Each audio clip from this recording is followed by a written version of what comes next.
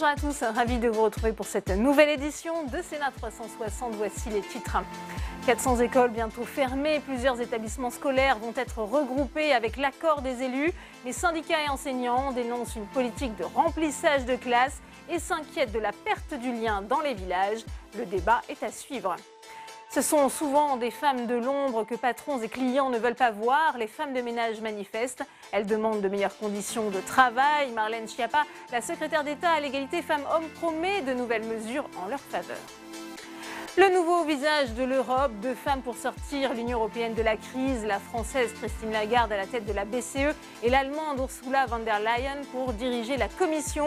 La présidence du Parlement revient à l'italien David Sassoli.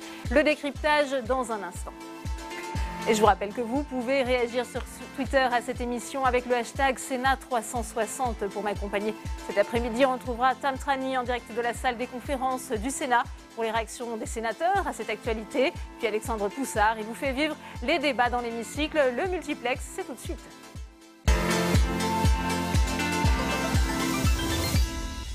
Pour la première fois, 2 femmes vont donc occuper des postes clés dans les institutions européennes. Une situation inédite qui vient clore par le haut une première séquence douloureuse qui avait conduit à un échec des négociations dans l'attribution de ces fameux top jobs. L'Italien David Sassoli qui remporte la présidence du Parlement. C'est donc un sujet d'Adrien Develay. Voici le nouveau président du Parlement européen. L'Italien David Maria Sassoli, candidat de l'Alliance progressiste des socialistes et démocrates. Opposé à 3 autres candidats, il arrive largement en tête au premier tour. Le deuxième est l'eurosceptique tchèque Jan Zahradil. Sassoli l'emporte facilement au deuxième vote, avec 345 voix contre 160. Dès l'annonce de son score, Sassoli se lève et va embrasser le leader du Parti populaire européen, Manfred Weber. Weber, lui qui s'est désisté la veille et qui a appelé le PPE de droite à soutenir son collègue socialiste, et qui lui renouvelle son soutien dès son élection. Nous avons obtenu un mandat de ces hommes et de ces femmes de notre continent. C'est une grande responsabilité que vous venez d'assumer et nous vous souhaitons pour les 2 années et demie à venir plein de succès dans votre entreprise. Nous serons de votre côté. David Sassoli, 63 ans, est un ancien journaliste de télévision. Engagé avec le Parti démocrate italien, il est élu pour la première fois à Strasbourg en 2009, où il défend des positions progressistes. Des positions qu'il compte bien maintenir lors de sa présidence. Nous connaissons des tournants. Chômage des jeunes, migration, changement climatique, révolution numérique, des nouveaux équilibres mondiaux qui voient le jour.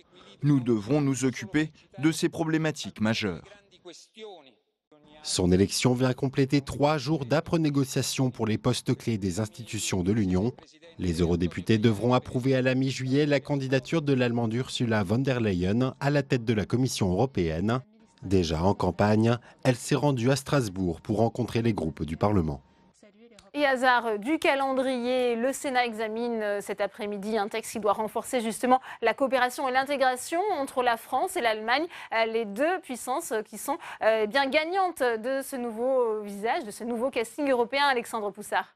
Et oui Delphine, et le Sénat vient à l'instant de ratifier ce traité d'Aix-la-Chapelle signé entre Emmanuel Macron et Angela Merkel pour renforcer la coopération entre la France et l'Allemagne. Alors concrètement, ce traité prévoit de mieux intégrer les 2 économies françaises et allemandes, de créer davantage de projets transfrontaliers, une assemblée parlementaire franco-allemande et puis il prévoit de rapprocher les stratégies en matière de politique étrangère et en matière de défense. Et puis ce traité indique noir sur blanc que la France va défendre la création d'un poste pour l'Allemagne au sein du Conseil de sécurité des Nations Unies. Et pour la sénatrice de gauche Marie-Noëlle Lienemann, cela ouvre la porte à la création d'un siège européen et à la disparition du siège français au Conseil de sécurité. Écoutez-la. On aurait pu au moins attendre que le traité inscrive explicitement qu'il y avait une garantie du maintien du siège français. Or, comme par hasard, ça n'est pas cité dans le traité. Et pour cause, car on sait bien que dans l'esprit des dirigeants allemands, il est prévu de revendiquer un siège pour l'Allemagne, soit partagé, mutualisé, comme on dit dans un langage assez confus, en réalité, de faire un siège pour l'Union européenne. Et le fait qu'il n'y ait pas explicitement le maintien du siège de la France dans ce traité a un sens. Le silence n'est pas un hasard. Et vous allez le voir, face à ces propos, la secrétaire d'État aux Affaires européennes, Amélie de Montchalin, a crié à la fake news. Écoutez-la. Et face aux fausses informations, rien n'est plus clair que normalement la vérité. La vérité est que la France n'entend absolument pas abandonner son siège au Conseil de sécurité. Bien entendu également, et je le redis ici très clairement, nous rejetons également toute idée de siège européen, qui en réalité ne ferait qu'affaiblir le rôle des pays européens au Conseil de sécurité. Mais en revanche, et je le dis tout aussi clairement, nous défendrons l'entrée au Conseil de sécurité d'un nouveau membre permanent, l'Allemagne en l'occurrence, pour y renforcer le poids de notre continent. Amélie de Montchalin qui dément formellement. Et il faut dire que beaucoup de fausses informations ont circulé sur ce traité d'Aix-la-Chapelle, notamment sur les réseaux sociaux. Il est toujours bon de rappeler certaines vérités. Non, ce traité d'Aix-la-Chapelle ne va pas rendre à l'Allemagne l'Alsace et la Lorraine. Merci pour ces précieuses explications, Alexandre. On continue les réactions avec vous, Tam Trani, puisque Christian Cambon, le président de la Commission des Affaires étrangères du Sénat, est à vos côtés.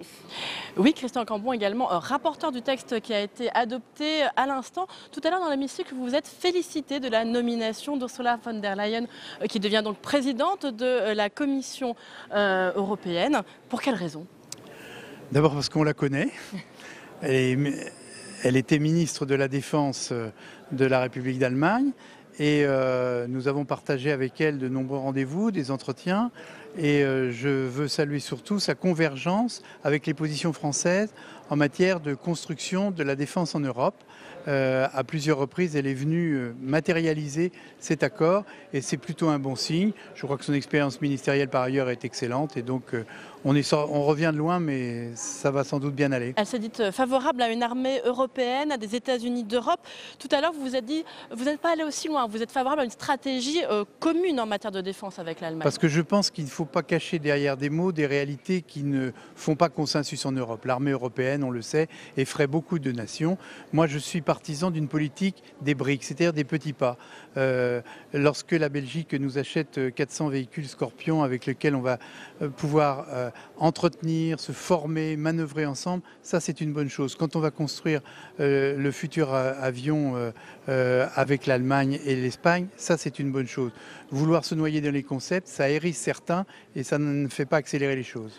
Bon, alors vous êtes favorable en tout cas à la nomination d'Ursula von der Leyen, même si vous n'êtes pas absolument sur toutes les mêmes lignes qu'elle. Autre figure qui fait son entrée dans ces top jobs européens, Christine Lagarde. C'est un choix controversé. Elle n'est pas banquière centrale. Il y a l'histoire de la tâche de l'arbitrage tapis, déjà pointée du doigt par la gauche. Qu'en pensez-vous ? Oui, je pense qu'à partir du moment où on fait l'objet d'une telle nomination, il y a toujours des contestations. Ceci étant, personne ne remet en cause les compétences de Christine Lagarde. Je crois que quand on a dirigé la Banque mondiale, on peut diriger la Banque européenne. Moi, je lui fais une totale confiance. C'est quelqu'un d'absolument éminent. Je suis ravi qu'elle complète ce tandem de deux femmes. La parité était un bon concept. Ça, je soutenais tout à fait cette idée. Et moi, j'ai beaucoup de respect pour elle et je lui souhaite bonne chance. Plus largement, qu'avez-vous pensé de cette séquence? Dans un premier temps, le couple franco-allemand a paru affaibli, mal en point, notamment avec le refus de la candidature de Timmermans. Et finalement, eh bien voilà qu'il récupère les postes clés. Qu'est-ce que cela montre tout cela, cette crise? Ça montre finalement que l'entente franco-allemande est essentielle. Du jour où la chancelière allemande et le président Macron se sont mis d'accord, c'est-à-dire mardi, hier, comme par hasard, les choses se sont immédiatement décantées. Le couple n'est pas si affaibli qu'on a pu penser. Alors que dimanche soir, on sentait un véritable fossé entre les deux pays. Tel n'est plus le cas et je pense que c'est pour le meilleur de l'Europe.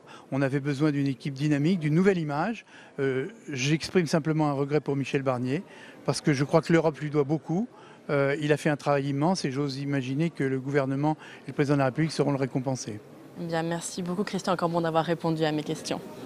Merci Tam pour cette réaction. Et puis nous vous en parlions hier, le gouvernement français a approuvé l'accord de libre-échange entre l'Union européenne et le Canada, le fameux CETA, avant son examen au Parlement très prochainement. C'est le secrétaire d'État Jean-Baptiste Lemoyne qui l'a annoncé à l'issue du Conseil des ministres. On l'écoute.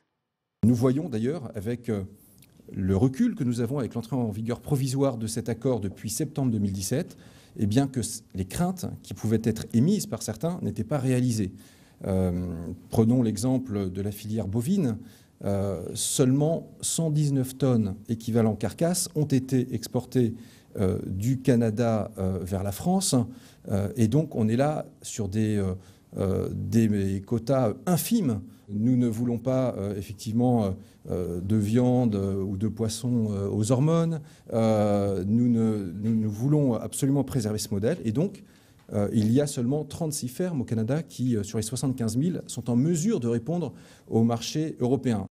Et on en vient à présent à l'actualité au Sénat avec ses auditions ce matin. Après le scandale des faux steaks hachés, plusieurs associations qui viennent en aide aux plus démunis, notamment la Croix-Rouge et les Restos du Cœur, ont en effet été flouées par une entreprise qui leur a distribué de faux steaks fabriqués en Pologne. Aurélien Bromano.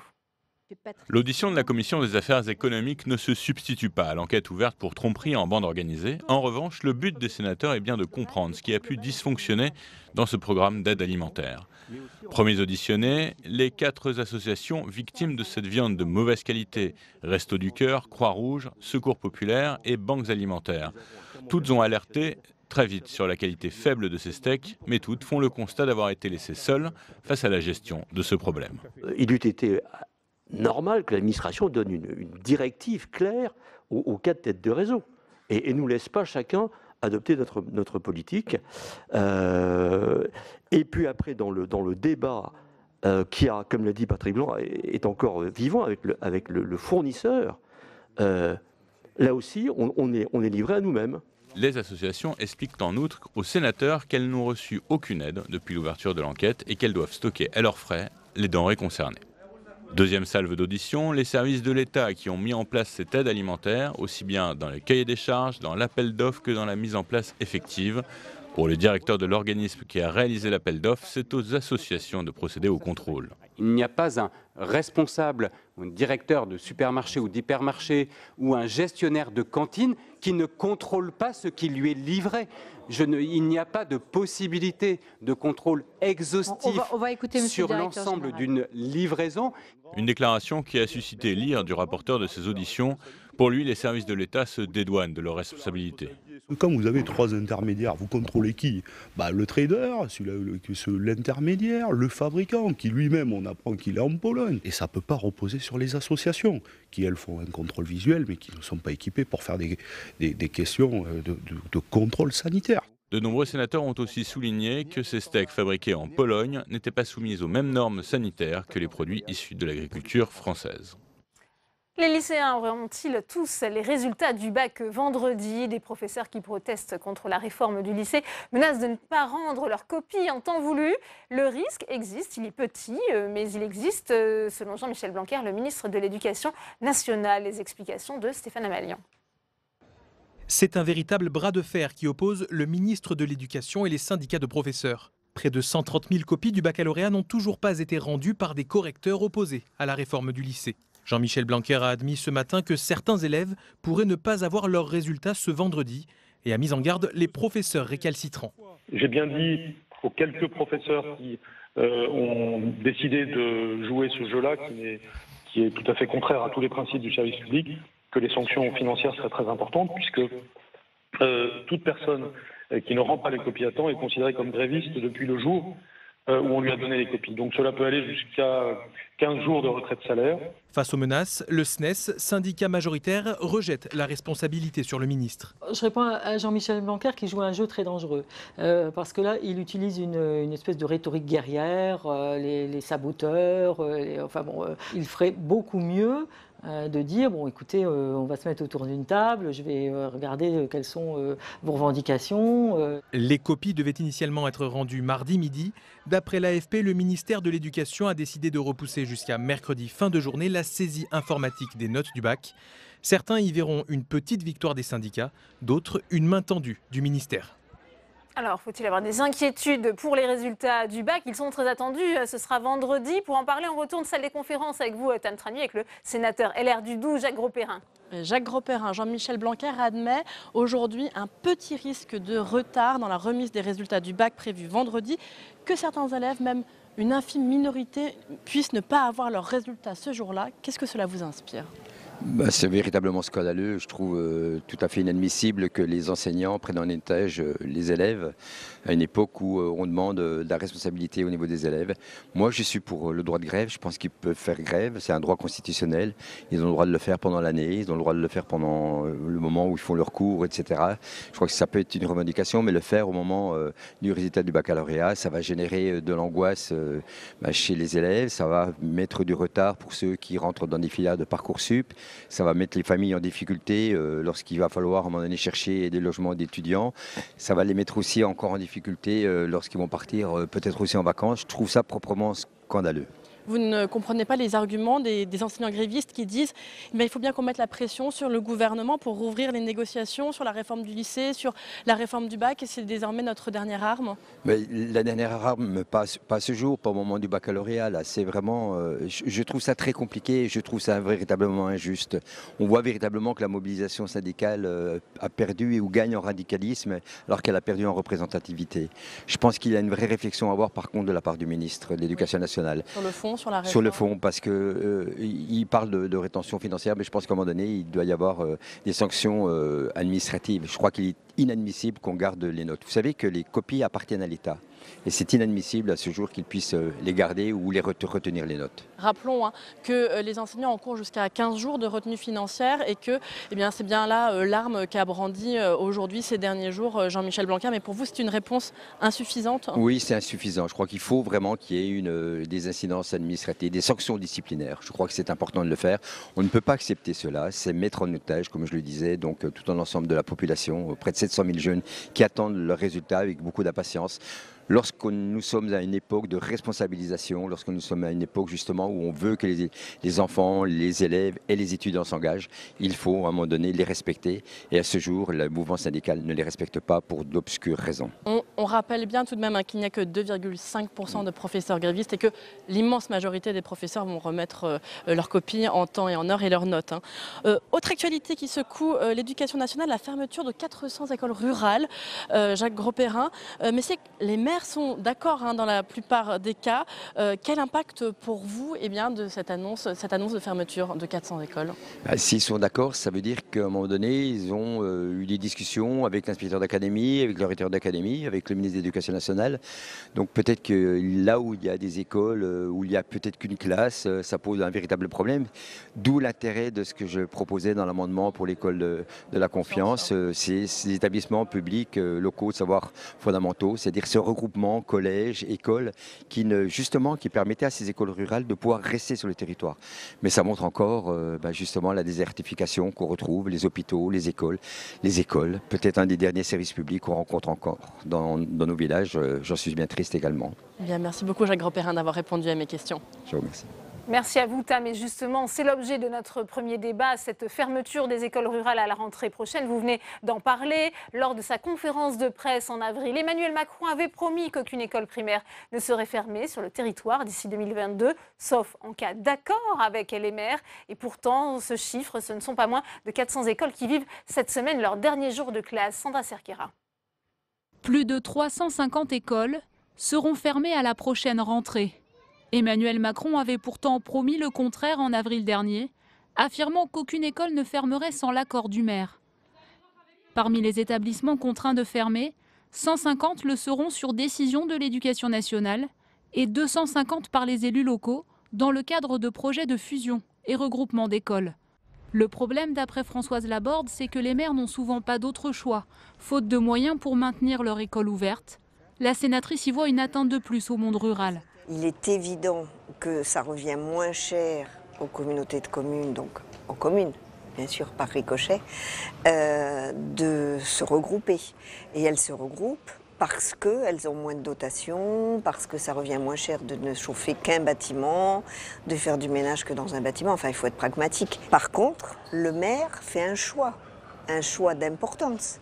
Parce que si après il vient dire « mon village se meurt », ces fermetures sont le résultat d'une politique de refonte de la carte scolaire qui tend à réunir les écoles de village dans des regroupements pédagogiques concentrés, les RPC. À cause de la baisse des effectifs, selon la sénatrice Céline Brulin, et du dédoublement des classes de CP-CE1 en REP à quasi moyen constant. Si on n'ouvre pas de poste, on ne risque pas de pouvoir répondre à la fois aux besoins de dédoublement dans les CP, les CE1 en REP et REP+, mais aussi tous les autres besoins, parce que c'est aujourd'hui ça le problème, c'est qu'on a l'impression qu'on déshabille Pierre pour habiller Paul, et ça n'est pas acceptable. L'école dans la République doit être garante d'égalité entre les territoires.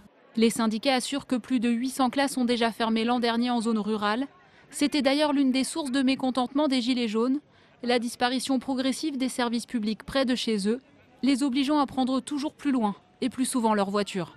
Alors avant d'ouvrir le débat en plateau avec mes invités, on retourne aux salles des conférences pour une réaction avec vous, Tam Trani, avec la sénatrice La République En Marche de la Gironde, Françoise Cartron. Françoise Cartron, on se rappelle cette promesse d'Emmanuel Macron qui avait dit « Nous ne fermerons pas d'école primaire à la rentrée ».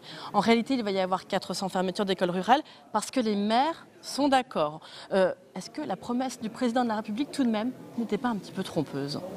Eh bien non, parce que la promesse, moi je l'ai entendue du président de la République, c'était on ne fermera pas sans l'accord du maire. Vous avouez que le diable était dans les détails? Ah non, pas tout à fait dans les détails, parce que franchement, depuis 3 ans, et donc ça ne vient pas d'Emmanuel Macron, a été mis en place tout un processus de concertation avec les maires ruraux qu'on a appelé les conventions de ruralité.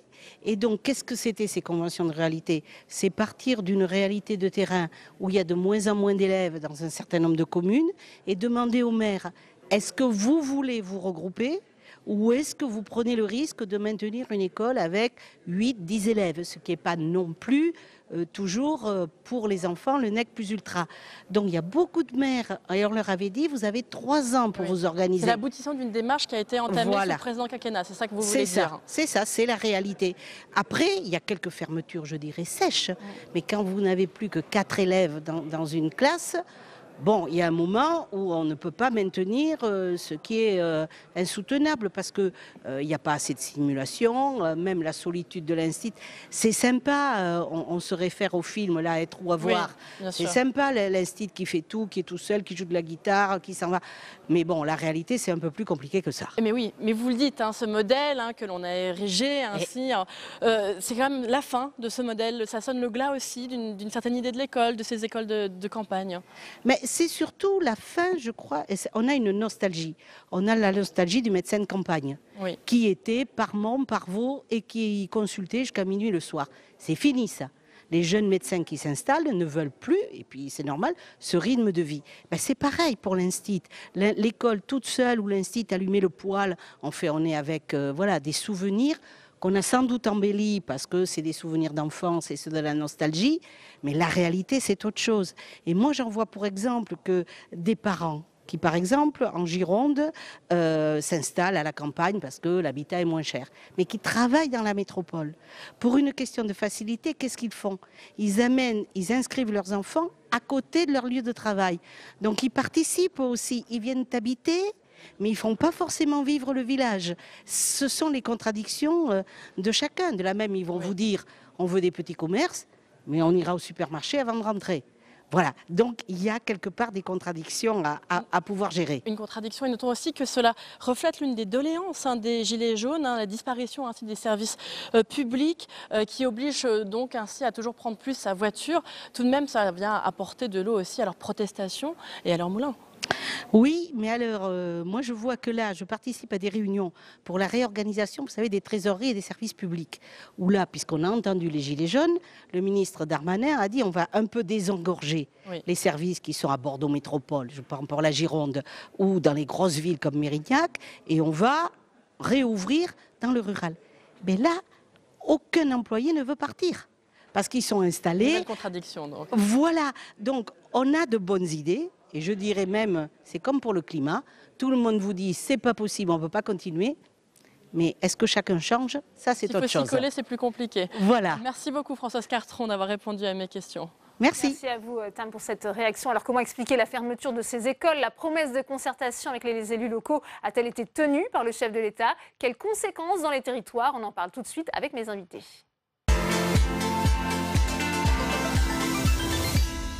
Et sur ce plateau, j'ai le plaisir d'accueillir Elisabeth Le Gouguec. Bienvenue à vous. Vous êtes présidente de la PEP à l'école Jean d'Ormesson à Asnières dans les Hauts-de-Seine. Cette fédération de parents d'élèves qui a d'ailleurs adressé une lettre au ministère de l'Éducation nationale, Jean-Michel Blanquer, en juin pour dénoncer les fermetures de classes, car ça ne touche pas que la ruralité. On va en parler dans un instant. Également avec nous, Yvan Lubraneski. Bonjour. Vous êtes le maire des Molières. C'est une commune d'Essonne, maire sans étiquette. Et vous êtes le président des maires ruraux de l'Essonne. Et vous avez dirigé cet ouvrage, on va le voir, des communes et des citoyens. Engagez-vous, justement, on va en parler aussi de cet engagement pour les services publics dans la ruralité.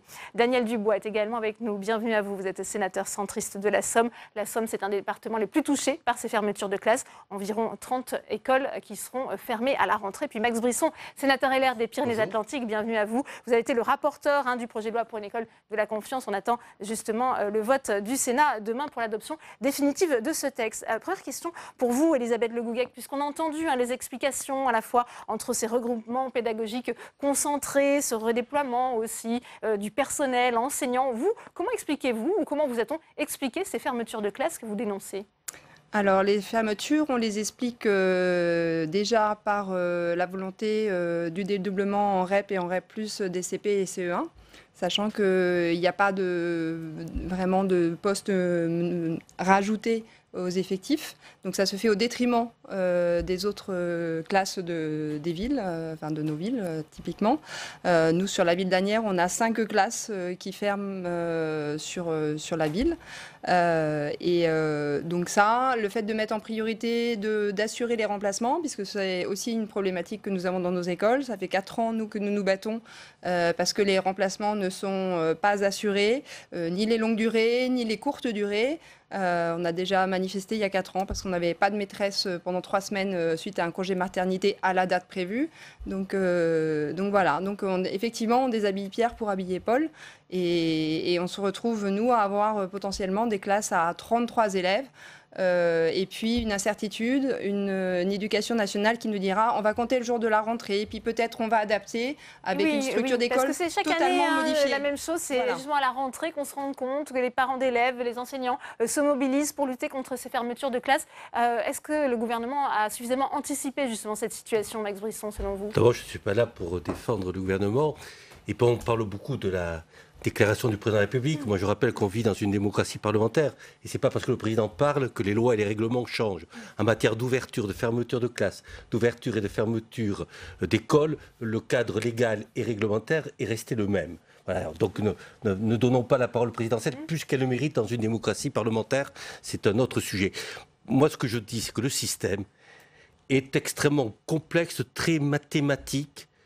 Je crois qu'il faudrait qu'on repense à la manière de préparer les rentrées et de s'inscrire un petit peu dans la durée et dans la prospective. Je crois qu'il faut du dialogue et s'inscrire dans la prospective. On a des capacités aujourd'hui quand même d'analyse des évolutions démographiques. Il y en a eu du dialogue. Là aujourd'hui, on est dans un calendrier de préparation de rentrée qui est très ancien, totalement obsolète, totalement dépassé par rapport à notre société de la communication. On a besoin de prendre de la distance, de prendre de la prospective et de ne pas être sur ce vieux système qui d'ailleurs est contre-productif pour l'éducation nationale parce qu'on annonce des fermetures de classes dont certaines n'auront pas lieu. Parce que c'est le jour de la rentrée qu'on va rétablir l'instituteur. Deuxièmement, il faut différencier selon les territoires. On va parler, je pense, d'école et de ruralité. Moi, je pense que si on continue d'appliquer à la grande ruralité, aux zones de montagne, par exemple, les mêmes seuils et les mêmes manières de calculer, on va vers un déménagement définitif de ces territoires. Je ne suis pas tout à fait d'accord avec Françoise Cartron. Vous savez, quand vous êtes en zone de montagne, une école à classe unique, il n'y a pas d'autre solution. Parce que les enfants font déjà 30-40 minutes pour rejoindre leur école. Ils ne vont pas en faire 30 minutes de plus. Donc, n'appliquons pas de modèle, travaillons avec les élus, faisons confiance et différencions. Est-ce qu'il y a eu ce dialogue dans le département de la Somme que vous représentez, Daniel Dubois, puisque je le disais, ça fait partie des départements le plus touchés, environ 30 classes fermées à la rentrée. Je voudrais d'abord dire à mon collègue que je partage globalement son intervention. Je pense qu'il faut anticiper.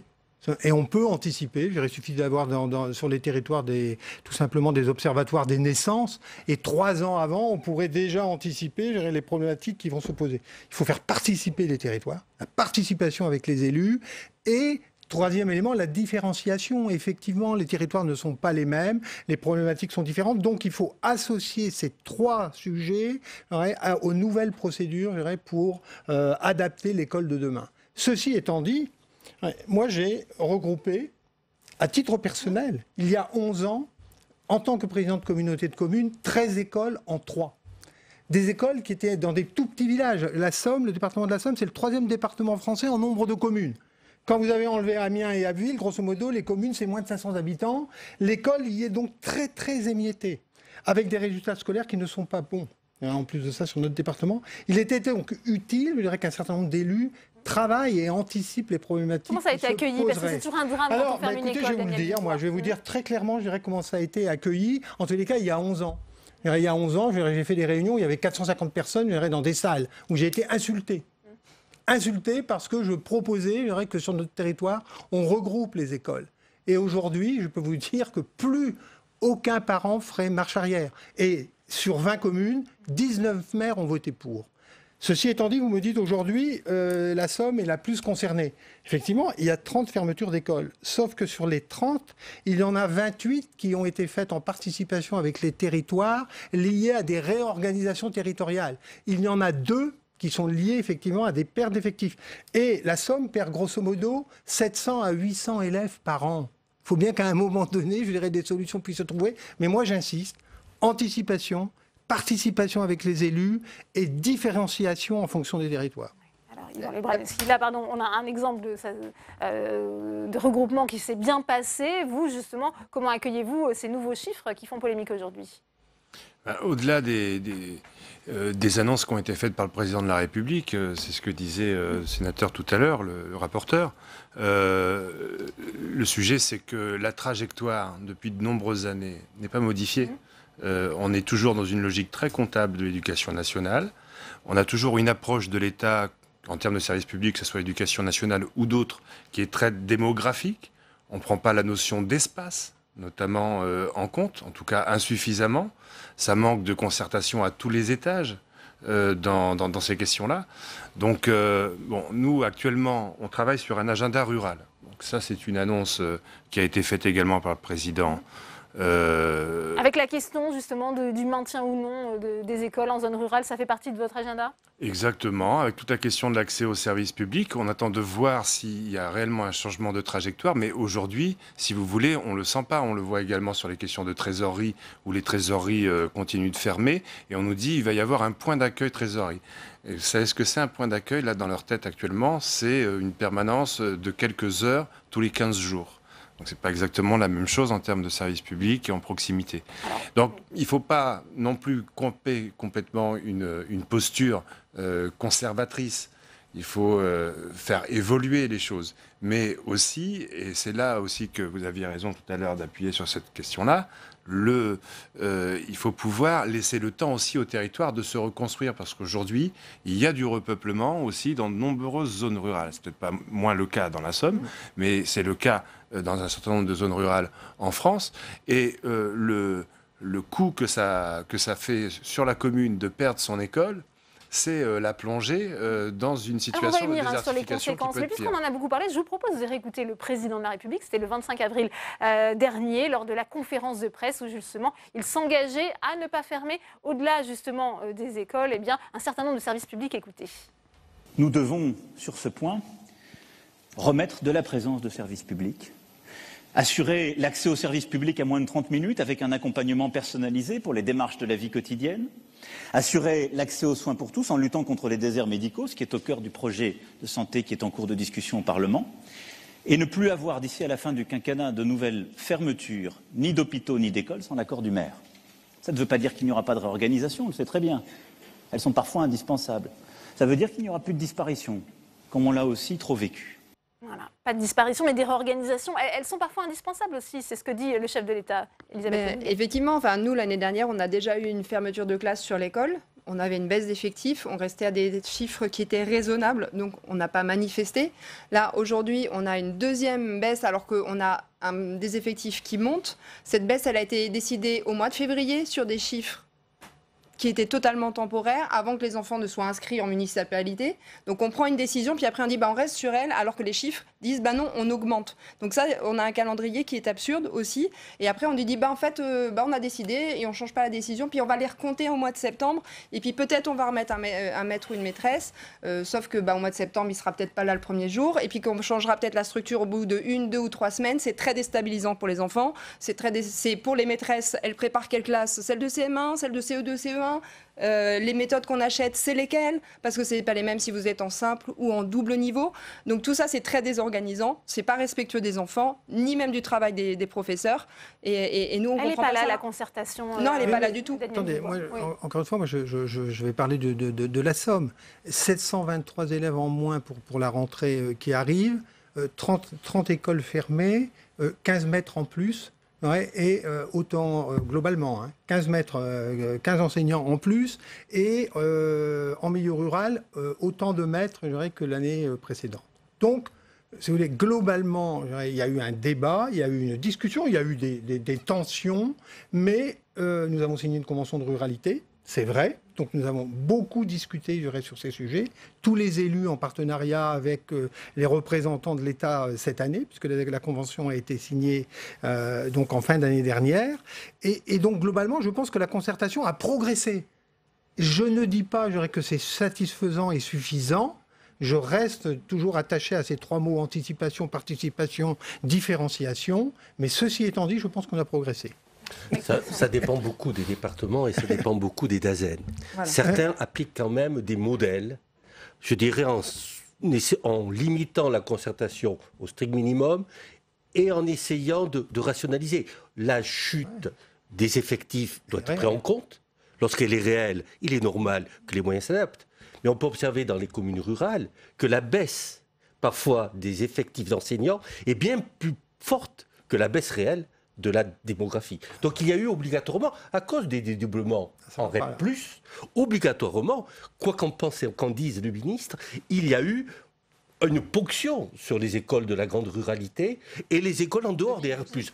Un effectif constant d'enseignants, il n'est pas difficile de comprendre que lorsque l'on dédouble en REP+, ce qui est une excellente chose, cela se traduit sur les autres territoires. Et moi, j'ajoute qu'à côté des REP+, il est nécessaire que l'État, en fonction en particulier des résultats scolaires... Donc on manque d'effectifs en termes d'enseignants. On a un effectif constant parce qu'on est dans la situation financière de l'État. Et moi, je demande des économies au gouvernement, donc je ne vais pas, à la différence de la sénatrice Brûlère, contester. Même pour l'éducation nationale, ça ne devrait pas être la priorité. Tous les moyens ne devraient pas être tournés vers l'éducation nationale. On ne réglera pas la question du déficit budgétaire de l'État si on exempte complètement l'éducation nationale, qui est le premier poste en fonctionnaire. Je crois qu'il faut être raisonnable et responsable. Mais un effectif constant, obligatoirement, si on fait un effort ici, c'est au dépens d'autres territoires. Et moi je dis attention à la grande ruralité, où comme l'a dit mon collègue Dubois, les résultats scolaires sont parfois aussi difficiles, aussi inquiétants. Il y a des enclavements, il y a des fermetures en zone rurale, aussi inquiétants qu'en zone REP+. Donc moi je milite pour qu'on envisage aussi peut-être des REP+, de zones rurales. En tout cas, moi je crois beaucoup, il faut donner la main au recteur. Il faut donner la main aux DAZEN en concertation avec les élus et leur laisser la possibilité de définir dans leur académie des territoires à besoins éducatifs particuliers. Dans l'académie de Bordeaux, ils ne seront pas les mêmes que dans les Hauts-de-France. Il faut donner de la souplesse, il faut déconcentrer. Sans opposer les territoires, est-ce que vous avez l'impression finalement que la ruralité fait les frais justement des moyens qui sont mis pour dédoubler ces classes de CP-CE1, notamment dans les zones urbaines ? Il ne faut pas opposer les zones urbaines et la ruralité, surtout pas. Et l'idée, c'est quels moyens on met au niveau de l'État, au niveau de l'éducation. On ne va pas rentrer complètement dans ce débat général ici, parce que vous l'avez légèrement abordé en parlant des questions de déficit. Moi, je crois que le déficit de savoir-faire, le déficit intellectuel que l'on peut donner à nos enfants, c'est de ne pas donner les moyens à l'éducation. Et ne pas donner les moyens à l'éducation, ça fait quand même beaucoup de temps que c'est le cas, beaucoup d'années que c'est le cas. C'est là que c'est intéressant de regarder d'un tout petit peu plus près et de voir aussi pourquoi les villages tiennent à leur école. En dehors du fait que c'est le lieu où on se rencontre, c'est de là que les parents aussi font connaissance, la vie associative, la vie du village en dépend largement. Mais au niveau des écoles, on peut mettre à l'échelle du village vraiment une ambition éducative. On a pu le faire également à travers les rythmes de l'enfant, parfois à travers différentes réformes qui ont été saisies au passage par les maires. Ça ne fait pas de bruit, mais au niveau d'un village, on peut vraiment avoir une forte ambition éducative. On se rend compte d'ailleurs que quand on passe ensuite dans des classes supérieures, c'est beaucoup plus difficile. On est un petit peu aujourd'hui dans ce qu'on appelle le small is beautiful, c'est-à-dire que c'est vrai qu'à une petite échelle, on peut arriver à faire des choses. L'éducation, ça tient beaucoup à ça. Moi-même, je passe du temps à l'école et j'anime des petits groupes, que ce soit en activité périscolaire ou des commissions du conseil municipal des enfants. Et je peux vous dire qu'on ne travaille pas évidemment de la même façon à 12 ou à 24. Ou à 33. Et voilà. Encore moins. Ce qui est plutôt la norme en banlieue aussi parisienne proche. Daniel Dubois, parce que c'est intéressant ce que disait Yvan Lubraneski. Moi, je voudrais, justement, il a parlé de communes. Moi, je voudrais parler de territoire. Quel est le bon niveau de territoire à un moment donné pour s'engager sur un projet scolaire? Parce que je rappelle que ce sont les communes qui ont la responsabilité du bâtiment. Moi, j'avais quand même des enfants sur mon territoire qui allaient encore dans les anciennes écoles Jules Ferry, construites il y a plus d'un siècle. Quoi. Donc, ça posait quoi, des problèmes aussi en matière de vétusté, ils n'avaient pas de numérique, ils n'avaient pas de halte garderie, ils n'avaient pas de cantine, ils n'avaient pas de tableau blanc interactif, les enseignants étaient isolés. Alors certains trouvaient ça très bien, mais d'autres trouvaient ça plutôt gênant, de ne pas travailler en groupe. Ceci étant dit, la collectivité a pris sa responsabilité. La communauté de communes qui a pris la compétence, petite communauté de communes, 20 communes rurales, avec un vrai projet scolaire, avec une vraie ambition, de dire de la crèche à la sortie du collège, il y aura effectivement une vraie politique avec une vraie volonté dans le cadre des CLSH, des CAJ, et de bâtir un projet territorial, social, éducatif. Est-ce que ça fait partie justement de l'attractivité des territoires? Et c'est souvent la première étape justement de la désertification quand on ferme une école. Mais je voudrais terminer sur ce point, parce qu'on dit souvent, quand on n'a plus d'école, la commune périclite. Moi, je peux vous dire que dans mon ancienne communauté de communes, quasiment toutes les communes ont vu leur population augmenter. Il y a quand même... je ne suis pas tout à fait d'accord avec notre collègue. Il faut bien qu'on ait un petit peu de divergence. C'est un débat. Il y a un vieux couple maire-directeur qui est un vieux couple républicain. Je ne suis pas pour le souvenir de Pagnol, mais enfin, regardez, demain, on va voter au Sénat définitivement la loi Blanquer et on va abaisser donc l'âge d'instruction à 3 ans. Si les maires n'avaient pas construit un réseau d'écoles maternelles, alors que la loi ne les y obligeait pas, le ministre aujourd'hui ne pourrait pas abaisser l'âge d'instruction à 3 ans. Donc moi je pense qu'il n'y a pas de modèle. Dans mon département, il y a des RPI, des regroupements pédagogiques, multisites. Les maires l'ont voulu comme ça. Et chaque maire est attaché à sa classe dans son village, parce que le midi, le soir, le matin, il y a la vie du village. Et au contraire, on a eu, comme l'a dit le collègue, des RPI regroupés avec des écoles très modernes, numériques. Laissons, sur le plan de l'emprise territoriale, les maires construire comme ils le souhaitent. Ils sont responsables, ils gèrent des budgets. Ils ont encore cette liberté, Max Brisson, les maires aujourd'hui, où ils sont parfois contraints, justement. Ceux qui veulent défendre leurs écoles, je peux vous le dire, et je suis très sensible au témoignage du maire de l'Essonne. Ceux qui veulent défendre leurs écoles le défendent très bien. Moi, je trouve beau cet attachement des maires avec les parents, avec les communautés éducatives, à leur école, dans leur village. Après, ça peut être conçu sur un territoire plus vaste, mais ça doit partir du territoire. Mais typiquement, nous avions vendredi une manifestation, nous sommes 5 écoles à avoir des fermetures avec des taux importants. Nous sommes à plus de 29 élèves, presque 30 de moyenne sur l'école. C'est une petite école, à 6 ou peut-être 7 un jour au mois de septembre classe, c'est ce qu'on espère. La mairie avait l'objectif de peut-être ouvrir une classe de maternelle qui dépend aussi de notre territoire et qui alimente l'élémentaire. Et ils ont demandé à la DAZEN de finalement ne pas ouvrir parce que les effectifs permettaient d'être à 26 27, de façon à ce que notre école garde cette classe. Et ça, la DAZEN n'a pas écouté. Finalement, on n'a pas la maternelle et on n'a pas non plus l'élémentaire qui reste ouverte, alors que nous sommes à 29,87 élèves par classe. On ne fait pas encore des demi. Et on nous dit, ah mais oui, mais si on met 7 classes, vous allez être à 25,3. C'est pas beaucoup, ça va être quasiment le niveau de la REP. Ah bah oui, mais sinon, on est à 33. Parce qu'à un moment, quand vous avez 33 élèves en CM2 et en CE2, vous n'allez pas faire 3 élèves dans une logique classe. Un peu de rentabilité, il n'y a pas de remplissage de classe. On est juste une logique comptable où on ne prend pas en compte la structure sur ces petites écoles où on ne fait pas des échanges facilement. C'est pas dynamique, c'est-à-dire que normalement, il faudrait faire de la prospective, comme vous disiez tout à l'heure, c'est-à-dire pas arrêter comme ça, dire voilà, siffler la fin de la récré et dire voilà, la rentrée prochaine c'est comme ça et pas autrement. Avoir un temps de latence parce que les populations bougent, les choses évoluent. Daniel Dubois, on sort quand même aussi d'un mouvement des gilets jaunes et notamment avec ces revendications sur les services publics dans les zones rurales, les écoles bien sûr en font partie, en justement regroupant parfois trop d'écoles, en fermant certaines. Est-ce qu'on ne risque pas justement de relancer aussi ce mouvement de mécontentement dans les territoires? C'est pour ça que je vous disais tout à l'heure, c'est un vrai engagement territorial, c'est un vrai débat territorial. Et moi, je rejoins ce que disait mon collègue. Il n'y a pas de réponse unique. Ça peut être un regroupement pédagogique concentré, ça peut être au contraire une école communale parce qu'il y a 3 ou 4 classes et ça fonctionne très bien, ça peut être un syndicat scolaire. La réponse, à mon avis, si vous voulez, ce qui est fondamental, c'est qu'il y ait une vraie ambition partagée sur le territoire pour la réussite scolaire, quel que soit le niveau, que ce soit au niveau d'une commune, que ce soit au niveau d'un territoire un peu plus vaste, en fonction de la réalité, avec un vrai projet de réussite scolaire. Moi, j'insiste sur le projet, parce qu'il y a une vraie problématique de parcours. Si vous n'avez pas de crèche à un moment donné sur votre territoire, si vous n'avez pas, je dirais, de CLSH et de CAJ qui travaillent en cohérence avec l'école, si vous n'avez pas un parcours éducatif et social sur votre territoire, et je pense que ça manque beaucoup, si vous êtes en capacité de construire ça, que ça se fasse au niveau de la commune, au niveau d'un syndicat, au niveau d'une com de com, peu importe, l'important c'est que ce soit anticipé, volontaire et que ce soit concerté. Que ce soit un projet. Voilà. Pour conclure justement ce risque de voir l'émergence d'un nouveau mouvement des Gilets jaunes à cause de ces services publics qui disparaissent, qui ne sont pas toujours justement remplacés. Pour l'éviter, il faut être dans la co-construction de l'école. Voilà. On est sur une logique très Jules Ferry, les communes, le bâtiment, le reste, l'éducation nationale. Or, un enfant aujourd'hui dans une école, il passe plus de temps encadré par des agents territoriaux de la commune que par les professeurs des écoles. Parce qu'il y a tout le temps périscolaire. Donc il faut aller vers une co-construction sur un projet éducatif.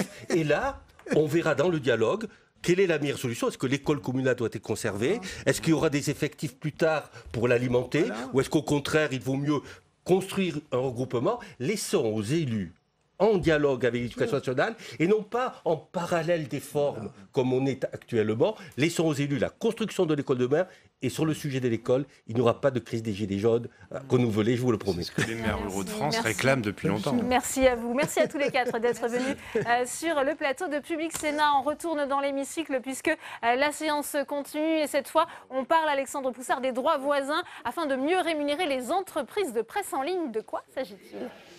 Et oui Delphine, la France va être le premier pays à appliquer la directive européenne baptisée directive droit d'auteur qui vise à mieux rémunérer les entreprises de presse européennes sur Internet. Alors cette directive part d'un constat, le secteur de la presse ne s'est pas bien adapté à la révolution numérique qui a fragilisé son modèle économique. Le problème c'est que lorsque les entreprises de presse publient leurs articles en ligne, eh bien, des extraits de ces articles sont publiés gratuitement sur des plateformes numériques type Google, Facebook ou Yahoo. Et ce texte prévoit donc que ces plateformes devront désormais verser une sorte de droit d'auteur aux entreprises de presse, des droits qu'on appelle les droits voisins.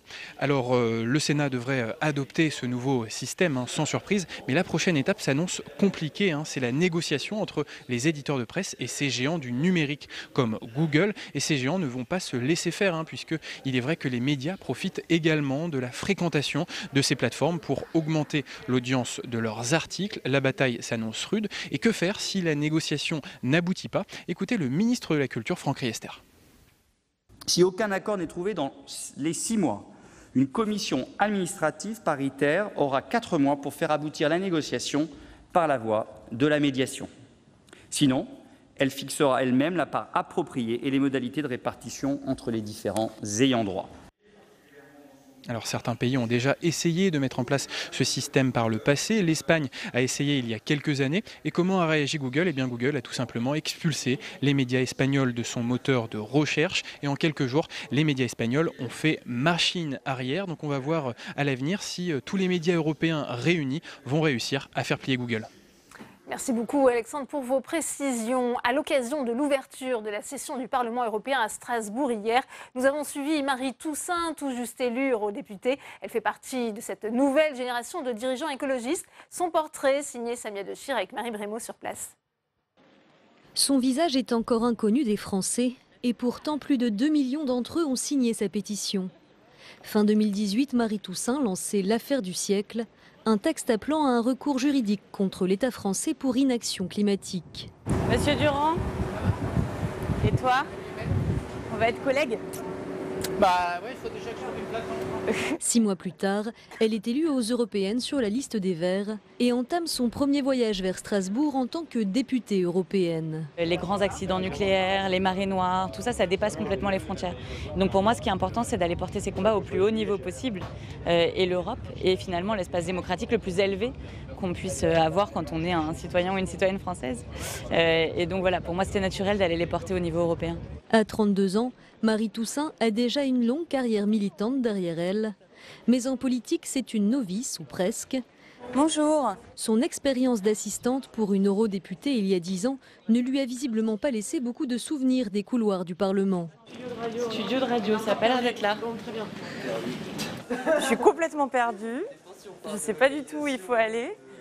Ses premiers pas à Strasbourg se font en plein psychodrame sur la désignation des postes clés de l'Union européenne. Elle profite de la conférence de presse de son groupe pour rappeler quels sont les vrais enjeux à ses yeux. Il y a des manifestants et des résistants du climat qui sont des désobéissants non violents qui sont aujourd'hui arrêtés partout à travers l'Europe. Des capitaines de navires qui sauvent les réfugiés en mer pour éviter qu'ils continuent à mourir dans la Méditerranée qui sont à leur tour arrêtés. Ça fait 5 semaines qu'on est élus et 5 semaines que les chefs d'État, et notamment des 3 gros partis qui ont dirigé l'Europe pendant plusieurs décennies, sont pour le coup dans la tambouille. Ils sont juste en train de discuter de qui va prendre telle place et j'aime pas ton gars à toi et celui-là il est allemand et celui-là il est français. Et ça me désespère. C'est l'heure. C'est l'heure de... C'est l'heure d'aller être intronisé eurodéputé. Un pied dans l'associatif, l'autre dans la politique. Marie Toussaint se considère avant tout comme une militante. Il n'y a pas de plus grande valeur pour moi à faire de la politique, à être dans la désobéissance civile ou à entraîner des millions de gens avec soi pour signer des pétitions, pour aller marcher. Enfin, voilà, c'est le seul et même combat. Ici, c'est un outil particulier. J'espère que je réussirai à porter la voix des femmes, la voix des jeunes, la voix des militantes et des militants du climat et de la solidarité. Et voilà, j'espère être à la hauteur et je ferai tout pour l'être. Au son de l'hymne européen, elle siège pour la première fois au Parlement, où elle espère faire entrer davantage la société civile. Et pour la première fois, 2 femmes vont donc occuper des postes clés dans les institutions européennes. C'est une situation inédite qui vient clore par le haut une première séquence douloureuse qui avait conduit, vous le savez, à un premier échec des négociations dans l'attribution de ces fameux top jobs. Les explications de Marvin Gugliel, d'Adrien Develay. Voici le nouveau président du Parlement européen, l'Italien David Maria Sassoli, candidat de l'Alliance progressiste des socialistes et démocrates. Opposé à 3 autres candidats, il arrive largement en tête au premier tour. Le deuxième est l'eurosceptique tchèque Jan Zahradil. Sassoli l'emporte facilement au deuxième vote, avec 345 voix contre 160. Dès l'annonce de son score, Sassoli se lève et va embrasser le leader du Parti populaire européen, Manfred Weber. Weber, lui qui s'est désisté la veille et qui a appelé le PPE de droite à soutenir son collègue socialiste et qui lui renouvelle son soutien dès son élection. Nous avons obtenu un mandat de ces hommes et de ces femmes de notre continent. C'est une grande responsabilité que vous venez d'assumer et nous vous souhaitons pour les 2 années et demie à venir plein de succès dans votre entreprise. Nous serons de votre côté. David Sassoli, 63 ans, est un ancien journaliste de télévision. Engagé avec le Parti démocrate italien, il est élu pour la première fois à Strasbourg en 2009, où il défend des positions progressistes. Des positions qu'il compte bien maintenir lors de sa présidence. Nous connaissons des tournants. Chômage des jeunes, migration, changement climatique, révolution numérique, des nouveaux équilibres mondiaux qui voient le jour. Nous devrons nous occuper de ces problématiques majeures. Son élection vient compléter 3 jours d'âpres négociations pour les postes clés des institutions de l'Union. Les eurodéputés devront approuver à la mi-juillet la candidature de l'Allemande Ursula von der Leyen à la tête de la Commission européenne. Déjà en campagne, elle s'est rendue à Strasbourg pour rencontrer les groupes du Parlement. Et on continue les réactions avec vous, Tam Tranu, avec le sénateur socialiste qui représente les Français établis hors de France, Jean-Yves Lecomte. Jean-Yves Lecomte, que pensez-vous du casting qui a été retenu pour diriger l'Union européenne, à commencer par la ministre de la Défense allemande, Ursula von Leyen, qui devient donc présidente de la Commission européenne? Enfin, elle est proposée pour une nomination et je rappelle que toutes les nominations qui ont été suggérées hier par le Conseil européen devront être toutes confirmées après audition par le Parlement européen. Déjà, vous dites que c'est incertain? Écoutez, moi je vois déjà que David Sassoli a été élu avec 345 voix, me semble-t-il, ce qui fait à peu près 100 voix de moins que la majorité théorique si on fait la somme du Parti populaire européen, du Parti social-démocrate européen et des libéraux, qui ensemble finalement devraient constituer cette majorité. En tout cas, c'est l'architecture qui est sortie du Conseil européen, c'est que les chefs d'État et de gouvernement, visiblement, souhaitent s'appuyer sur cette majorité pour pousser les différentes nominations qu'ils ont effectuées. Or, la nomination de David Sassoli, il y a déjà 90 de perdus. Et la candidate verte Ska Keller double son nombre de voix par rapport à son potentiel théorique. Donc je crois qu'avec... De là aller jusqu'à ce que Ursula von der Leyen ne devienne pas présidente de la Commission européenne. Ce que je pense, c'est que cette majorité ça va être très intéressant, parce que contrairement aux fois précédentes, où il y avait une majorité automatique PSE, PPE qui pouvait faire tout accepter, c'est-à-dire qu'il suffisait que le Conseil européen décide pour que les eurodéputés s'exécutent, là, ça va être plus compliqué. Donc, effectivement, on peut avoir un certain nombre d'interrogations. C'est sûr qu'elle ne représente pas, dans sa conception de la société, dans sa conception de l'avenir de l'Europe ou de la politique économique, ce que j'aurais souhaité à la tête de la Commission européenne. Maintenant, la politique européenne, c'est une démarche de coalition. C'est une démarche où il faut arriver, on n'y arrive pas par des coups de menton, mais en coalisant. Or, quand je vois qu'il y a déjà à peu près 25% de perdus sur la majorité avec le premier vote pour M. Sassoli, je me dis, ça n'est pas très solide. Oui. Hein, on aura bien besoin d'un ancien Premier ministre belge pour faire tenir cette majorité. Charles Michel, effectivement. Autre figure qui devrait faire son entrée dans les top jobs européens, Christine Lagarde. Elle aussi, c'est un choix controversé, mais néanmoins, ça va permettre à la France de faire porter aussi sa voix. Que pensez-vous de son profil pour la Banque centrale européenne? C'est une très bonne juriste anglophone. Est-ce qu'à la tête de la Banque centrale européenne, avec les responsabilités que ça impose, quand on n'a pas été banquier central, quand la BCE indirectement est aussi de plus en plus chargée de pousser finalement la régulation bancaire et doit être un vecteur de l'évolution de l'union bancaire, on se dit, moi je suis un peu étonné, voilà. Et j'imagine que les députés européens vont aussi s'interroger sur le profil. Et je dirais que de toute façon, d'une manière générale, au niveau de l'Union européenne, l'important, c'est ni de gagner ou de perdre la face, ni de défendre des intérêts nationaux, mais de travailler à l'intérêt général européen. Voilà, ce que je souhaite, c'est que la présidente de la Banque centrale travaille à ça. Et elle n'est pas là pour défendre les intérêts de tel ou tel pays. Donc pas les intérêts de la France. Merci beaucoup Jean-Yves Lecomte d'avoir répondu à mes questions. Merci à vous, Tam. Et on va continuer d'analyser les implications de ce nouveau casting européen avec Virginie Guiraudon, directrice de recherche au CNRS, spécialiste des questions européennes. Elle est notre invitée. Le face-à-face, c'est tout de suite. Bonsoir Virginie Guiraudon, merci d'avoir accepté notre invitation. On l'a vu, 2 femmes sur 4 avec la France, l'Allemagne, l'Italie, finalement la Belgique qui sont au premier plan dans ces nouvelles nominations. Est-ce que les équilibres sont respectés selon vous ? Alors là, vous avez parlé des équilibres de pays. Alors déjà, on peut être frappé par le fait qu'il n'y a personne de l'Europe de l'Est ou de l'Europe centrale, mais en réalité, ce sont les grands gagnants de ce... Alors expliquez-nous, parce que ce n'est pas la première lecture qu'on peut faire justement quand on voit... En réalité, les pays d'Europe de l'Est et centrale ont réussi déjà à bloquer la nomination de Frans Timmermans, qui était chargé à la Commission des questions d'État de droit, et donc qui avait entamé des procédures contre des pays justement comme la Pologne ou la Hongrie.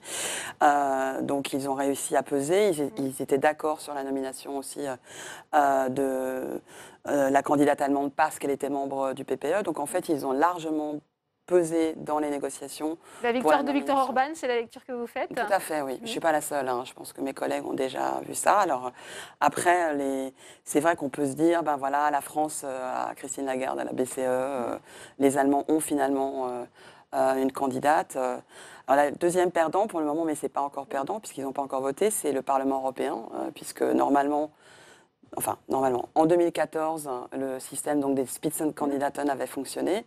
Là, absolument pas.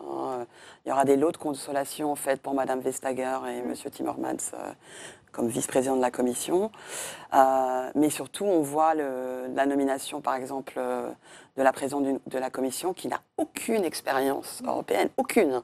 Elle est née à Bruxelles et son papa travaillait à la Commission européenne, mais elle-même n'a jamais eu de poste.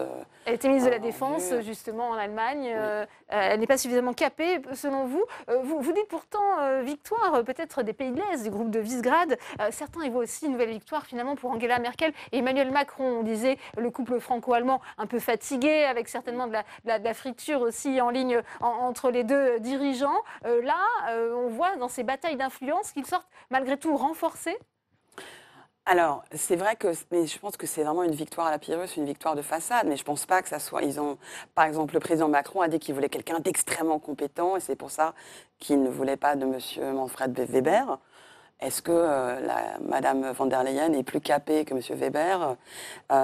C'est aussi des gens qui ont été nominés, qui sont quand même impliqués en fait dans des scandales, ou qui ont d'ailleurs été même condamnés en certains cas par la justice. Ça ne donne pas une très bonne image, je pense.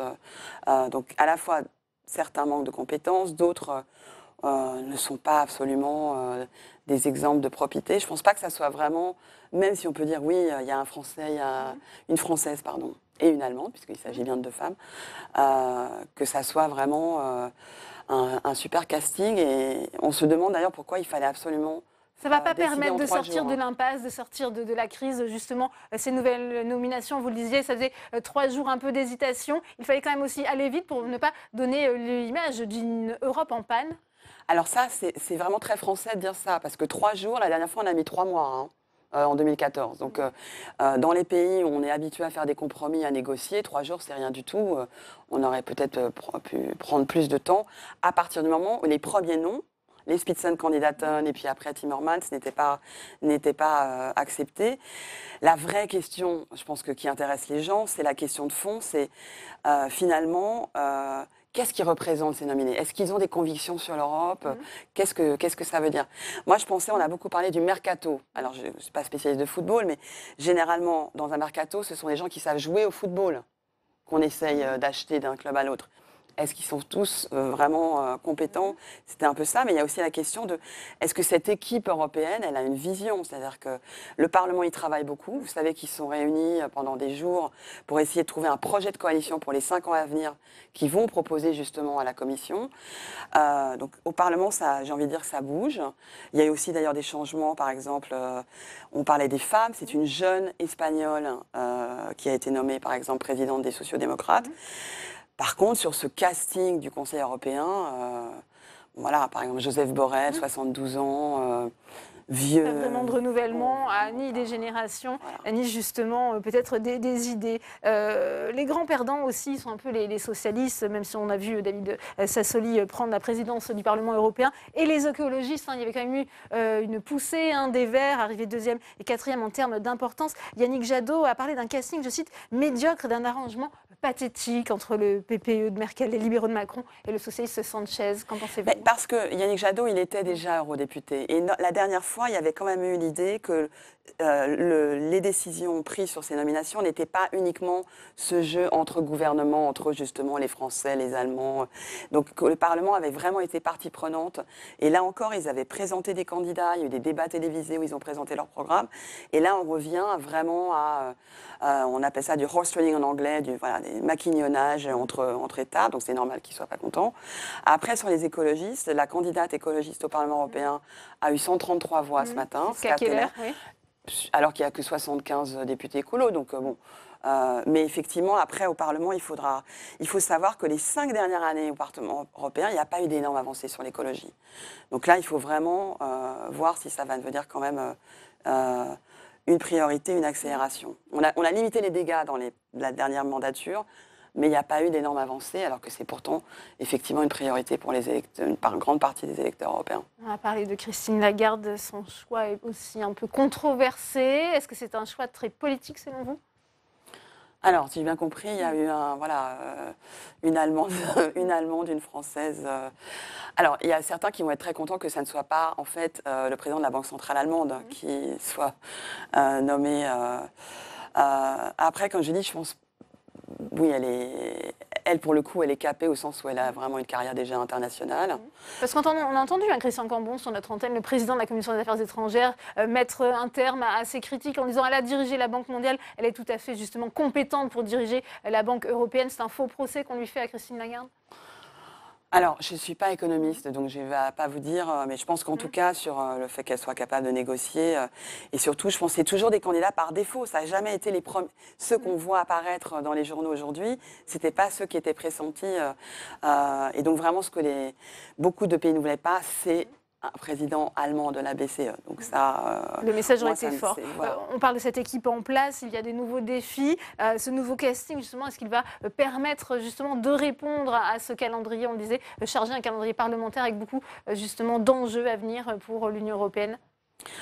Alors, il n'est pas dit que le Parlement européen soit très content justement de ce casting. Le Parlement européen, je vous rappelle les règles.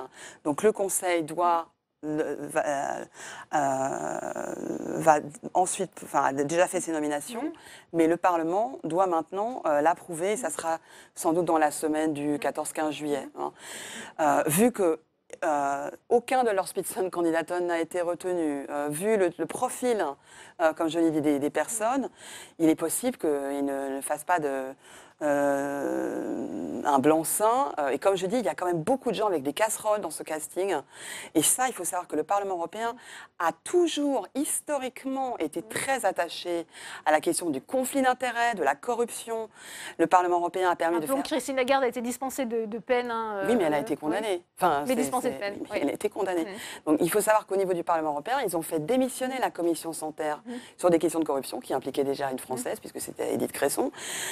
Donc ils sont très très impliqués là-dessus. La question, donc, je pense qu'il y aura quand même des réactions au sein du Parlement européen sur le fait qu'ils n'ont eu aucun rôle dans la nomination de ce casting, comme vous dites, et que voilà, ce ne sont pas forcément des personnes qui leur paraissent irréprochables. Et on suivra donc le vote du Parlement européen la semaine prochaine. Merci à vous Virginie Guiraudon d'être venue sur ce plateau. Les femmes de ménage sont en grève et elles le font savoir. Ces travailleuses, souvent invisibles, exigent de meilleures conditions de travail et peuvent désormais compter sur le soutien de la secrétaire d'État, Marlène Schiappa. Elle s'engage pour ces salariés du secteur de la propreté, souvent en situation de précarité. Marvin Guglielminetti avec Alizé Boissin. Ils dénoncent une forme d'esclavage moderne. Syndicats et politiques viennent exprimer leur soutien aux femmes de chambre. Manque de reconnaissance, horaires morcelés, conditions de travail dégradées, certaines sont à bout. Travail oblige, elles sont même absentes de la manifestation, mais elles peuvent compter sur le soutien de cette gouvernante. Tous les jours, elles voient des femmes de chambre enchaîner les tâches avec des cadences infernales. Leur quotidien, c'est le stress. Tout est chronométré. Dès qu'un client sort, il faut faire la chambre rapidement pour le client suivant. Et actuellement, nous avons quand même pas mal de femmes de chambre qui sont en restriction médicale par rapport au mal. Et la plupart, c'est le dos. Certaines sont même en burn-out, conséquence de la sous-traitance. Des hôtels décident d'externaliser les services de nettoyage en recourant à des prestataires privés. Des femmes de chambre ont vu leur salaire diminuer de 10 à 20%. Les syndicats demandent la fin de la sous-traitance. Il n'y a aucune raison de le sous-traiter, si ce n'est la volonté des employeurs de diviser la communauté de travail, c'est-à-dire de créer une multitude de statuts et mettre en place une politique de dumping social sur un même lieu de travail et réaliser des économies très très importantes. Marlène Schiappa s'est emparée du problème des conditions de travail des femmes de chambre. Le gouvernement a confié une mission au Conseil supérieur de l'égalité professionnelle. Il sera chargé de formuler des propositions concrètes à partir de septembre prochain.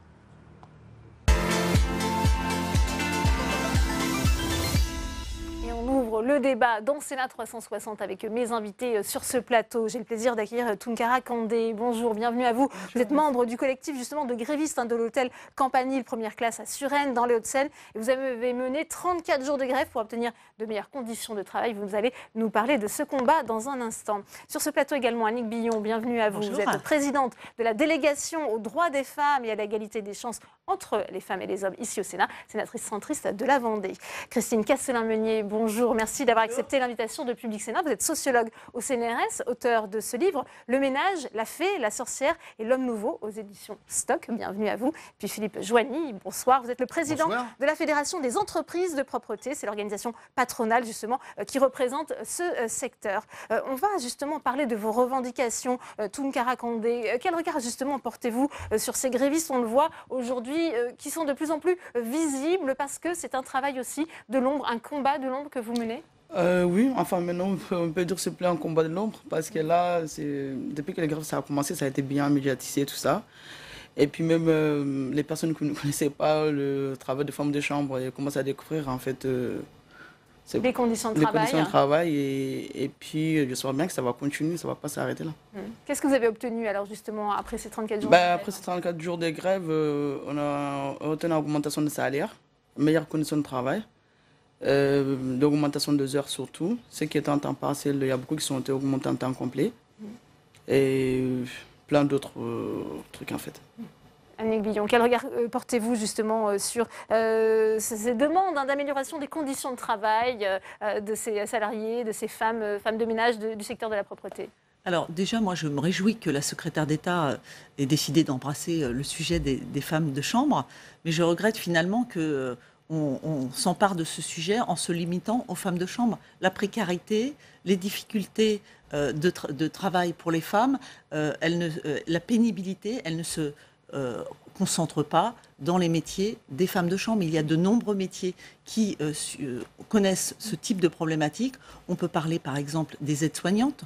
On peut parler aussi des femmes qui travaillent dans la grande distribution avec des horaires décalés et les difficultés que ça amène dans les familles, comme la garde des enfants. Donc aujourd'hui, c'est un sujet prioritaire pour les femmes de chambre. Et je remercie ce plateau parce que c'est assez large comme plateau. Mais ce sujet-là, il ne doit pas essayer uniquement de traiter le sujet des femmes de chambre et les entreprises de nettoyage.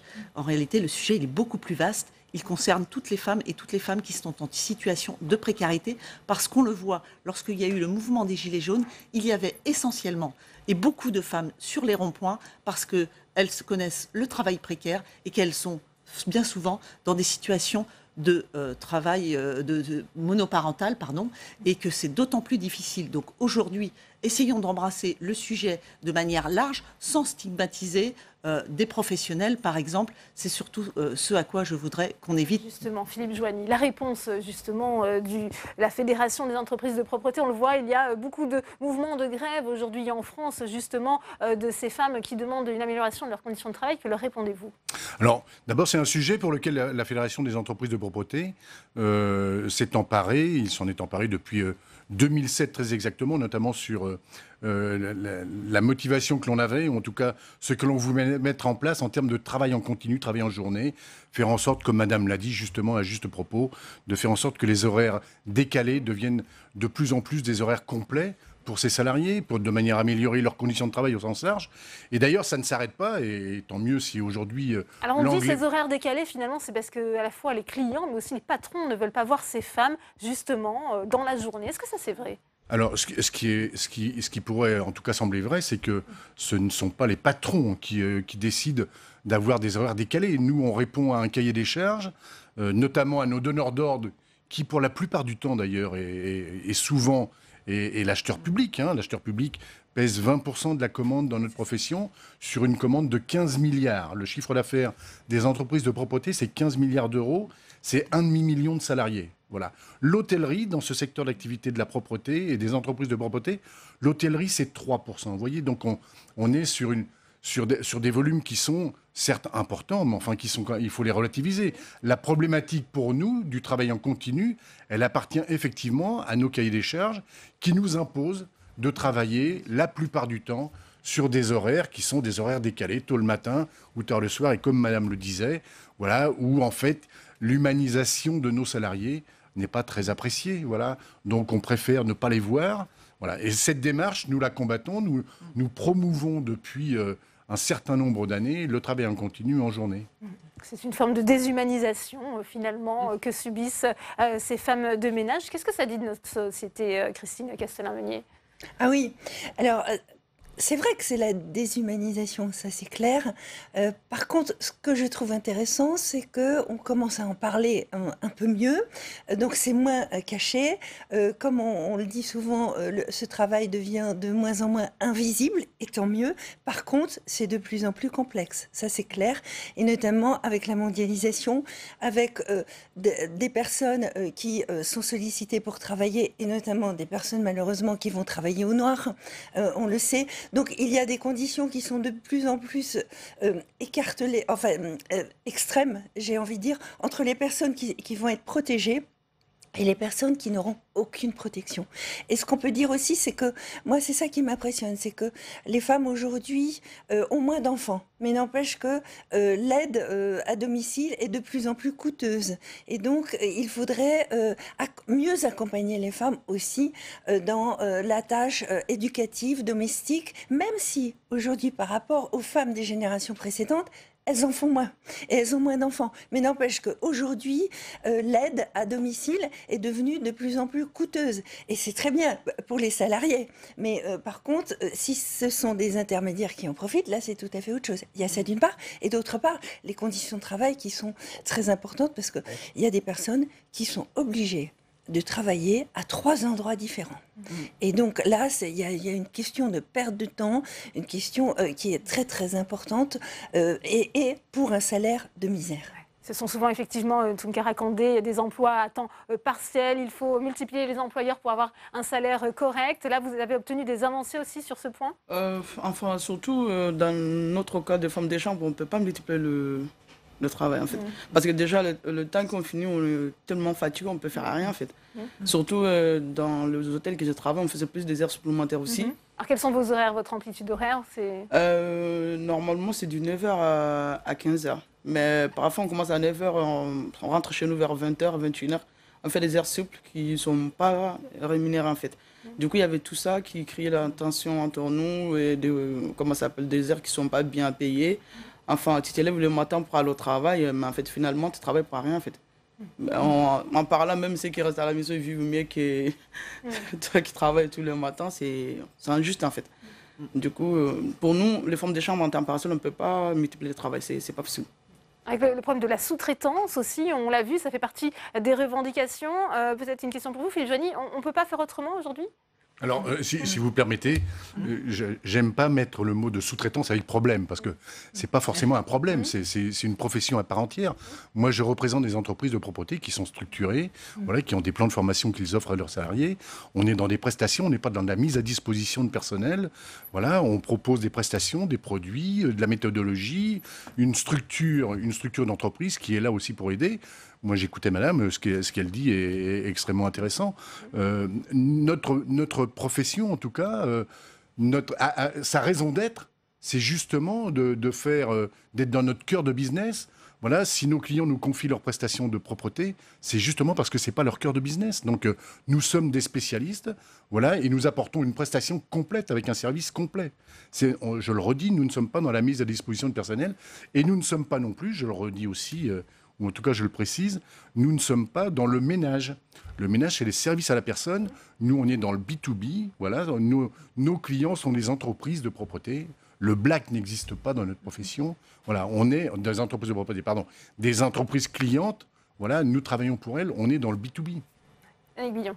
Bien, écoutez, moi déjà, ce que je retiendrai, c'est important d'avoir fait venir sur le plateau une sociologue, parce que clairement, tous ces métiers, il faut que le regard de la société, il change. Lorsqu'on parle d'invisibilité, d'horaires contraints pour les femmes de chambre, il faut véritablement que cette invisibilité, elle soit arrêtée, c'est-à-dire que les donneurs d'ordre acceptent aussi de voir des femmes de chambre, des personnels des entreprises de nettoyage dans des horaires lorsque les gens sont au travail. Et les collectivités ont un rôle à jouer, c'est-à-dire que lorsque vous êtes dans une mairie et que vous quittez la mairie le soir et que vous revenez le matin et que la mairie, par exemple, est totalement propre, non, les entreprises qui interviennent, les personnes qui interviennent pour assurer ces tâches doivent pouvoir le faire et rencontrer justement les personnes pour lesquelles elles travaillent. Et ça, c'est très important. Je voudrais revenir aussi sur ces entreprises de nettoyage.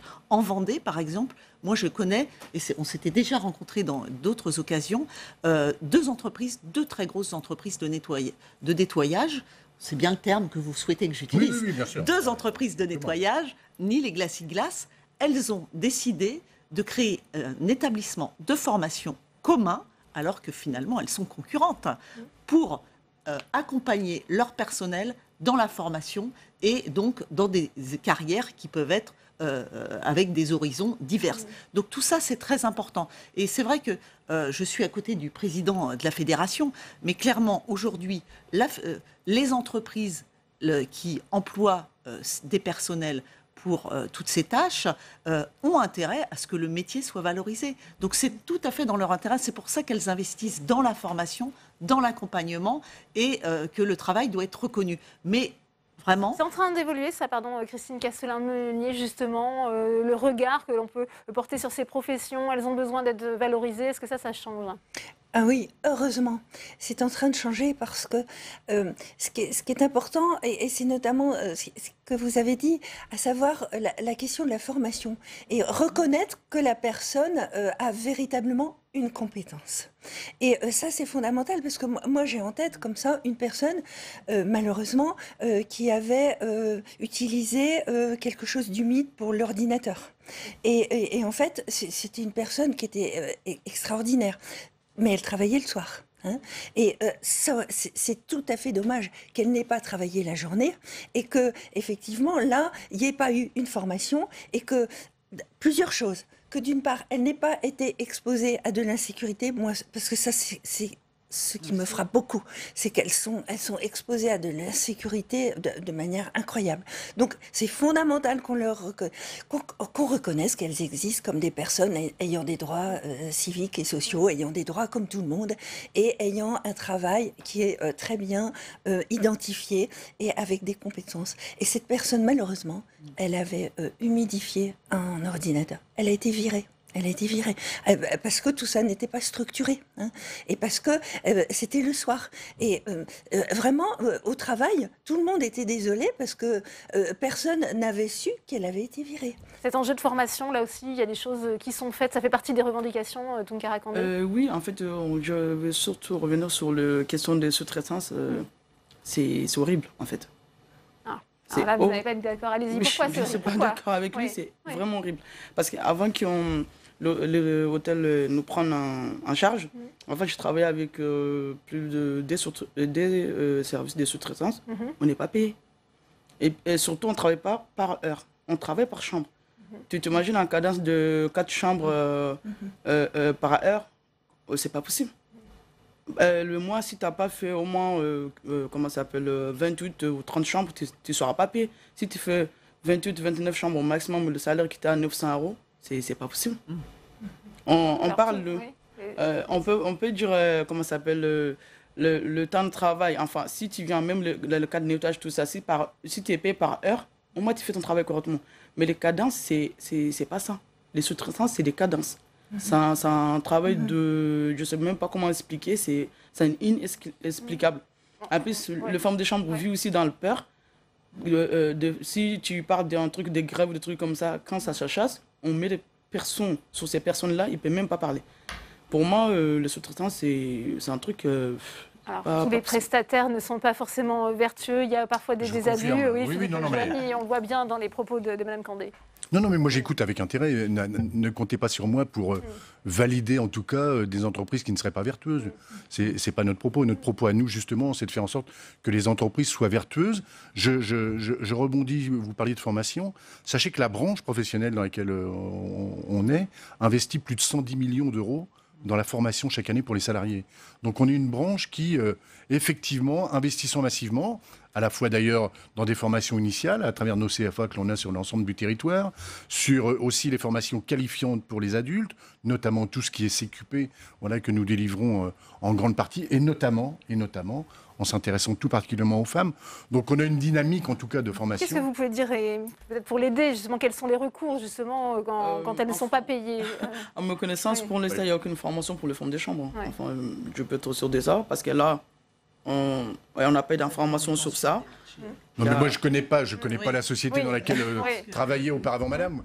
Non, moi, mais je représente 50 000 entreprises de propreté sur le territoire national, dont 12 000 de plus de 1 salarié. Donc, vous entendez on voit la bien complexité des recours, justement, quand elles ne sont pas payées. Annick Billon, qu'est-ce qu'elles peuvent faire? Ce que je voudrais dire, c'est que finalement, le témoignage, voilà, c'est un témoignage, c'est un cas particulier et qui doit exister dans d'autres situations. La différence, et ce qu'il faudrait véritablement... J'imagine qu'elle n'est pas la seule dans cette situation. Oui, tout à fait. Vous n'êtes pas seule, j'imagine, forcément.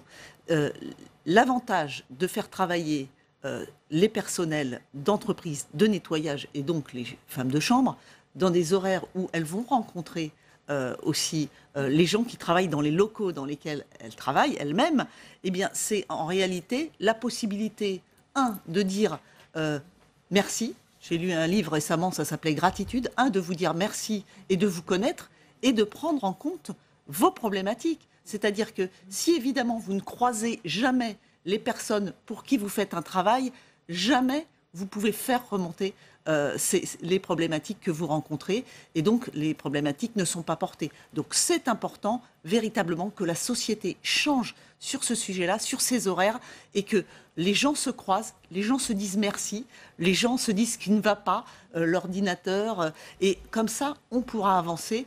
C'est en ne se côtoyant pas qu'on n'arrive pas à trouver des solutions, en réalité. Castelin-Meunier. Elles vivent aussi parfois dans la peur, justement. Elles ne savent pas vers qui se tourner quand elles ne sont pas payées. Elles n'ont pas forcément de recours. Exactement. Et elles ont peur, dès qu'il y a un petit problème, ou que même elles trouvent que ça ne va pas, d'être virées tout de suite. Donc, effectivement, il n'y a pas de parole. Hein. Mais effectivement, s'il y a une fréquentation au moment où les gens travaillent, on est carrément dans une humanisation des liens. Et ça, c'est quelque chose de fondamental dans cette société où c'est l'impératif du profit et de la performance qui compte. Donc là, c'est vrai qu'il faut véritablement s'entourer de plus en plus de précautions pour protéger tout ce personnel qui évolue encore de manière trop souterraine.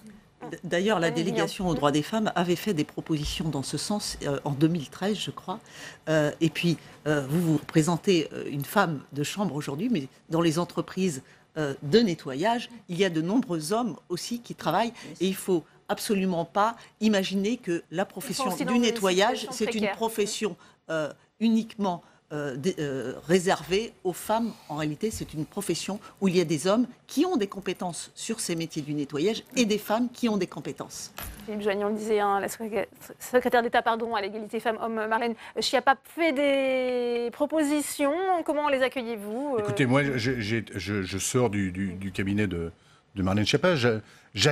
Nous accueillons en tout cas avec une grande empathie, bien entendu, les propositions. Je l'ai dit en préambule, c'est un mouvement que nous avons, initié de notre propre chef, voilà, depuis 2007. Voilà, on a rencontré, on a initié, on a travaillé avec les partenaires sociaux d'ailleurs, hein, c'est pas un travail isolé, on a travaillé avec eux, on a construit quelque chose. Voilà, et donc tout ce qui va nous aider aujourd'hui à mettre en œuvre, voilà, et à faire en sorte que les clients et nos donneurs d'ordre qui maîtrisent la décision, à savoir comment est-ce que l'on va faire pour faire en sorte que nos hommes et nos femmes, ou nos femmes et nos hommes, salariés de nos entreprises, puissent travailler en continu et en journée. Voilà, c'est les clients qui peuvent le décider. Tounkara Kandé, on arrive au terme de ce débat. Un mot de conclusion avec vous. Vous avez quand même le sentiment, et c'est ce qu'on essaie aussi de dire, que les choses vont changer, justement. Cet appui du gouvernement, ça va vous aider? J'espère bien, parce que là, pour c'est voir ou c'est connaître, il faut crier beaucoup fort, même pour que les gens puissent nous voir et vous entendre. Surtout ce qu'on avait fait à Suresnes. Et comme madame l'a dit, pour les autres personnes dans le ménage, tout ce qui va avec le problématique, c'est que maintenant, si il n'y a pas d'aide, par exemple, de syndicats, de trucs comme ça. Ces personnes-là, ils ne peuvent rien faire.